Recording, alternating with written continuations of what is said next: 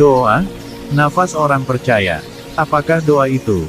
Doa adalah persekutuan dengan Tuhan, bercakap-cakap atau berkomunikasi dengan Tuhan. Doa merupakan hak istimewa yang Tuhan berikan kepada semua orang percaya. Saat kita berdoa, kita menundukkan hati kita, dan berserah penuh pada belas kasih Tuhan. Tuhan tidak hanya mendengar doa, Ia juga menjawab doa. Doa merupakan komunikasi dua arah antara manusia dengan penciptanya. Oleh karena manusia adalah makhluk yang diciptakan untuk bergantung kepada Tuhan, maka saat berdoa merupakan saat yang sangat penting bagi kehidupan manusia. Doa adalah nafas orang percaya. Melalui doa, Tuhan juga memberikan kesempatan kepada manusia untuk ikut menyatakan kuasa-Nya. Itu sebabnya, doa merupakan salah satu senjata dalam peperangan rohani. Senjata ini akan semakin efektif apabila disertai dengan puasa. Alkitab penuh dengan fakta bahwa betapa doa itu penting, berkuasa dan efektif. Musa berdoa, dan laut Tiberau terbelah dua. Elia berdoa, hujan tidak turun selama 3,5 tahun lamanya. Dan masih banyak mujizat-mujizat yang terjadi dalam Alkitab dikarenakan doa. Mengapa kita harus berdoa? 1. Tuhan menghendaki agar kita berdoa, Efesus 6 ayat 18, Lukas 18 ayat 1. Doa bukanlah aturan atau juga kewajiban yang Tuhan bebankan kepada kita, melainkan merupakan kehendak dan keinginan Tuhan agar kita berdoa.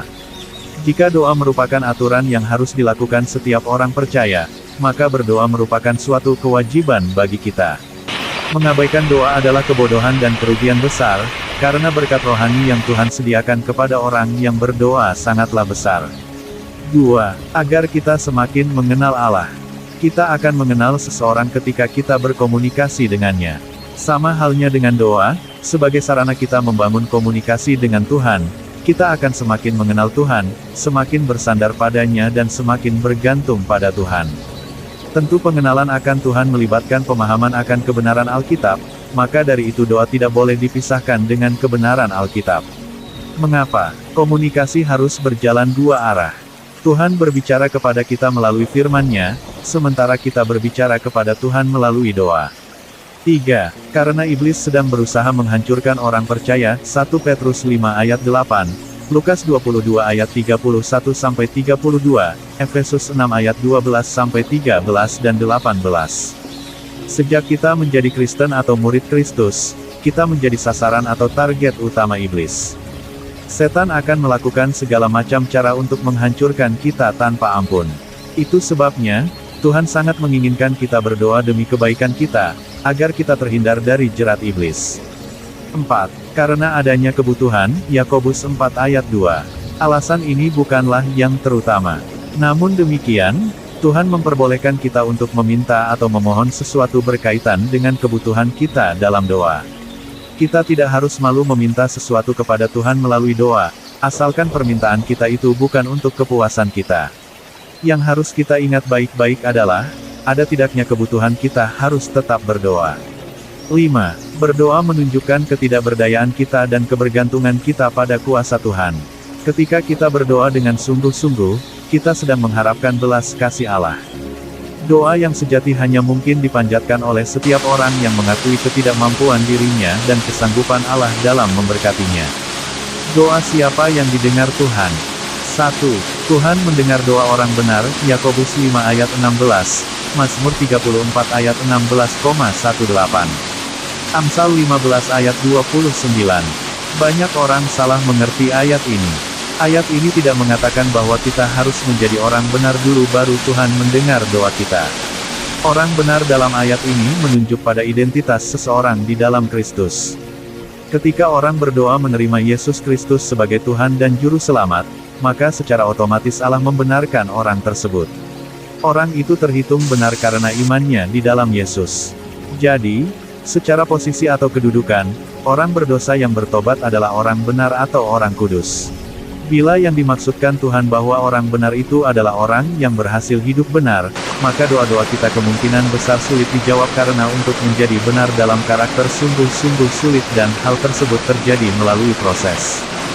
2. Tuhan mendengar doa orang yang taat kepada firman Allah, Yohanes 15 ayat 7. Ketaatan adalah bukti kita mengasihi Tuhan. Ketidaktaatan adalah sikap pemberontakan yang dibenci Tuhan. Tuhan mendengar doa orang yang bersedia taat pada kebenaran Alkitab, dengan kata lain ketidaktaatan adalah penghalang doa dijawab. Tidak ada gunanya kita memanjatkan doa apabila kita tidak patuh pada firman-Nya. Ini bukan berarti bahwa ketika kita gagal menaati firman Tuhan, kita tidak usah berdoa.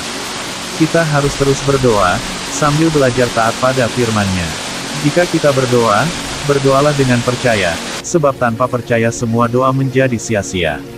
Tetaplah berdoa, dan percayalah bahwa kita telah menerimanya, maka kita akan menerimanya. Markus 11 ayat 24. Karena itu aku berkata kepadamu, apa saja yang kamu minta dan doakan, percayalah bahwa kamu telah menerimanya, maka hal itu akan diberikan kepadamu. Kapan berdoa? 1. Secara umum, kita harus berdoa setiap saat. Waktu diam, waktu berjalan, waktu bekerja, waktu mau mengerjakan sesuatu, dan dimanapun kita bisa berdoa, meminta penyertaan Tuhan untuk apa yang akan kita lakukan. Efesus 6 ayat 18, dalam segala doa dan permohonan. Berdoalah setiap waktu di dalam roh, dan berjaga-jagalah di dalam doamu itu dengan permohonan yang tak putus-putusnya untuk segala orang kudus. Kolose 4 ayat 2, bertekunlah dalam doa dan dalam pada itu berjaga-jagalah sambil mengucap syukur. Lukas 18 ayat 1, Yesus mengatakan suatu perumpamaan kepada mereka untuk menegaskan, bahwa mereka harus selalu berdoa dengan tidak jemu-jemu. 2. Secara khusus, kita menyediakan waktu yang tetap tentu hanya untuk berdoa. Berdoa untuk diri sendiri maupun untuk orang lain, doa syafaat. Markus 1 ayat 35. Pagi-pagi benar, waktu hari masih gelap, ia bangun dan pergi keluar. Ia pergi ke tempat yang sunyi dan berdoa di sana. Matius 6 ayat 6.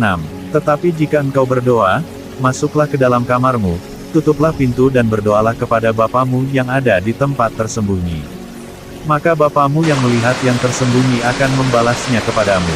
Kisah Para Rasul 6 ayat 6. Mereka itu dihadapkan kepada rasul-rasul, lalu rasul-rasul itu pun berdoa dan meletakkan tangan di atas mereka. Lukas 22 ayat 32, tetapi aku telah berdoa untuk engkau, supaya imanmu jangan gugur. Dan engkau, jikalau engkau sudah insaf, kuatkanlah saudara-saudaramu. Tujuan berdoa, menyatakan isi hati kita kepada Tuhan, mengakui kebesaran dan keagungan Tuhan, mengakui semua kesalahan dan dosa kita, menaikkan permohonan atau permintaan kepada Tuhan, menyatakan kuasa Tuhan melalui hidup kita, menyerang kuasa-kuasa kegelapan, mengucap syukur kepada Tuhan. Doa mengakibatkan kehidupan rohani kita semakin bertumbuh, di antaranya, iman kita semakin bertumbuh, kerendahan hati. Hanya orang yang rendah hati yang sepenuhnya bergantung kepada Tuhan. Kepekaan akan suara Tuhan. Semakin kita dekat kepada Tuhan, semakin kita akan mengerti kehendak-Nya. Melalui doa, kewaspadaan kita secara rohani terhadap serangan iblis akan terpelihara. Doa merupakan wujud kerendahan hati, maka orang yang rendah hati sulit untuk jatuh secara rohani, sebab doa menjaga kita agar tidak jatuh ke dalam pencobaan. Di dalam Alkitab terdapat berbagai contoh sikap jasmani orang yang sedang berdoa. Ada yang berlutut, duduk, berdiri, rebah, membuka mata, memejamkan mata, mengangkat tangan dan sebagainya, tanpa disebutkan mana cara yang terbaik. Oleh karena itu dapat disimpulkan bahwa sikap jasmani dalam berdoa sama sekali bukan hal mutlak. Orang boleh mengungkapkan isi hatinya dalam sikap jasmani yang bebas. Yang penting adalah sikap hatinya. Demikian juga dengan masalah waktu dan lamanya berdoa, tidak ada ketentuan yang mengikat. Untuk doa yang khusus ada yang 15 menit, 1 jam, 2 jam, bahkan ada doa yang seharian atau semalaman. Doa peperangan. Doa, selain sebagai suatu sikap mempertahankan diri atau berjaga-jaga Kolose 4 ayat 2, doa juga bersifat menyerang. Doa yang bersifat menyerang ini biasa disebut sebagai doa peperangan rohani. Melaluinya kita menyerang musuh yang sebenarnya, yaitu iblis, setan dan semua roh jahat yang menguasai kerajaan kegelapan.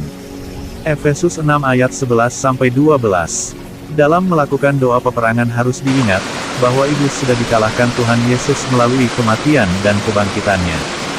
Jadi kalau iblis masih mencoba menguasai dunia, itu merupakan usaha penyerobotan yang tidak sah. Yang perlu kita lakukan adalah mengingatkan iblis bahwa sebenarnya dia tidak berhak lagi atas dunia ini, dan melalui doa kita mengusir dia pergi dari wilayah yang dikuasainya, baik itu sakit penyakit, kerasukan, santet, dan lain-lain. Salah satu pekerjaan iblis yaitu menipu manusia, sehingga hati mereka tertutup untuk berita Injil. Itu sebabnya penginjilan yang efektif harus dimulai dengan terlebih dahulu melakukan doa peperangan rohani, untuk kita mengikat dan mengusir roh-roh penghulu daerah tersebut di dalam nama Tuhan Yesus. Berdoalah senantiasa. Jika ada kritik dan pertanyaan, silakan tulis di kolom komen. Tuhan memberkati.